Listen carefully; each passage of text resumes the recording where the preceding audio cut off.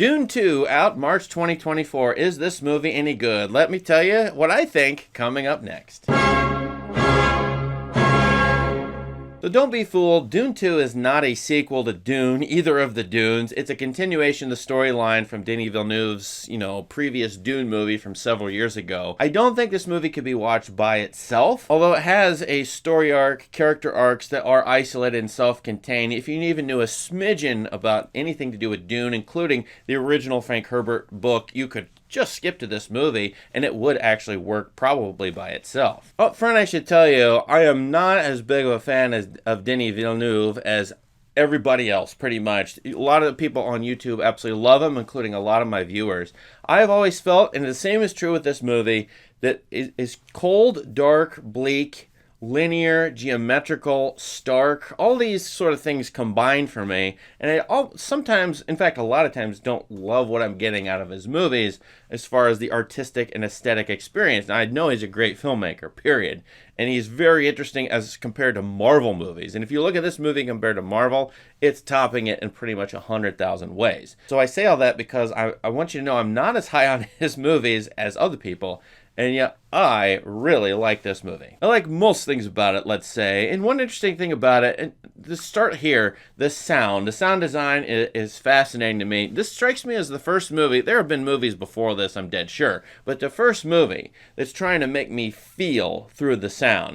Movies have this problem of they have sight and sound, and they use those two senses to hopefully try to hit our other senses, but it's really freaking hard to do that. Here, you're gonna feel it with the sound, the subwoofer. You go to a big movie theater, and that's where this movie deserves to be seen. Do not watch it on a phone. An airplane screen would be a travesty. This is a movie theater movie. You go and fill that subwoofer, and you will feel the sandworm, battle or chase or whatever's going on in this movie. You will feel the laser blast. I think the science fictional elements in this come a lot from the Hans Zimmer score, and that humongous subwoofer, those humongous subwoofer hits, they're just overpowering. Now, the Dune storyline, I don't even need to rehash it. You need to have seen the first Dune. You kind of know where this is going. This comes out of Frank Herbert's, of course, Dune series, first couple Dune books in the mid-20th century.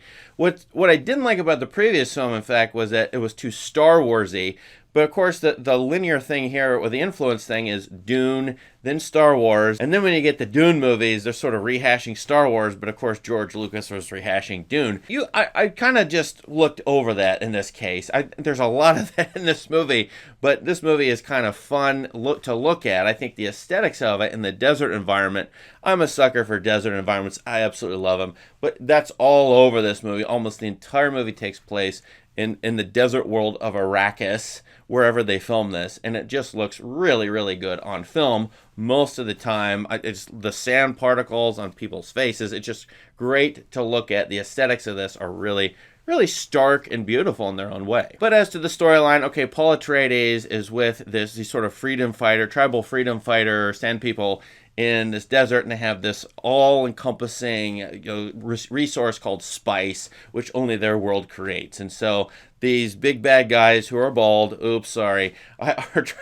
Harkonnens, are trying to control the world, and thus control the spice trade, and thus be the dominant force in the galaxy, or wherever the heck they are in space. So it's up to the Fremen, the Arrakis freedom fighters, to sort of help themselves out and free themselves. And Paul Atreides from the House Atreides, which was ruined in the first movie, is going to transform into a Fremen, and he's going to have some difficulties being accepted in that way. But also his mother, well, this gets really complicated, obviously, because there's multiple races, alien species in this movie who do different things and up to different things. But his mother becomes the Reverend Mother of the Fremen, but she might have her own ulterior motives. One of the big troubles in this movie is if Paul Atreides is going to fulfill a prophecy, a written prophecy, divined, and then these people, the Fremen, a lot of them believe in this prophecy. Some don't, actually. Then it's conflict in the movie. But will he be the Messiah figure? Or will he go do his own thing? And he's sort of rejecting being a Messiah figure and rejecting using power throughout most of this movie. I thought the story arc, the character arcs were quite gripping in the third act. I thought it all came together really well. I actually felt something in in a Villeneuve movie, which I don't normally do. Just one more comment on this Dune series. Here it's being rehashed first in the 2020s, coming out of the 20th century book, which is based on a bunch of older sort of colonialist and even I think medieval sort of things. So here this movie is really emphasizing, I think, aristocratic manliness and even aristocratic medieval sorts of values. Almost nobody, I think nobody is an individual in this movie. They're all beholden to their tribes, their tribal societies, who they are a member of, who they're going to help out, and their religion. And so that's sort of the problem with Paul Atreides. He's trying to be his own person and do what he wants to do, what he thinks is best, but he's getting pulled in by these social and cultural and tribal forces into all of these realms. And will he be his own person, as it were? Will he become what other people want him to become? And of course, that deals with the oracles and the divinations of these prophecies, perhaps said about him or perhaps not. They're wrestling with that question of whether prophecies are legit or just made up to control people. But all the trappings of this older world and this older time, written prophecies, rites, divinations, sort of scroll-like things, not exactly scrolls, but people writing on faces, writing on sort of scroll-like things, and also the aristocratic element, the ducal ring. There's a lot of loyalty to the dukes and to the houses here. So it'll be interesting to see if this will do well at the box office and so on. It's sort of nostalgic.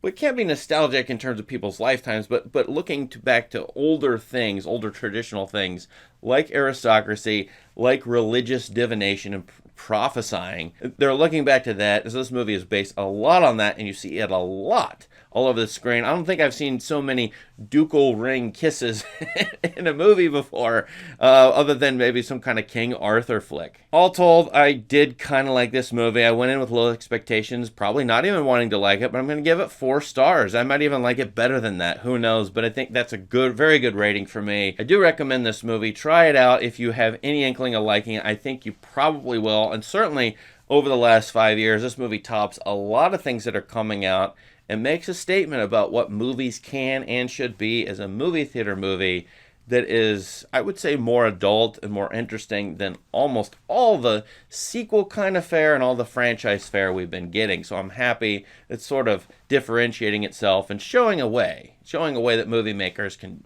do something different and better than what's being put out there in the last several years. What do you think of Dune 2? Let us know in the comments. Please subscribe to this channel for more great content. Thanks, and have a great day.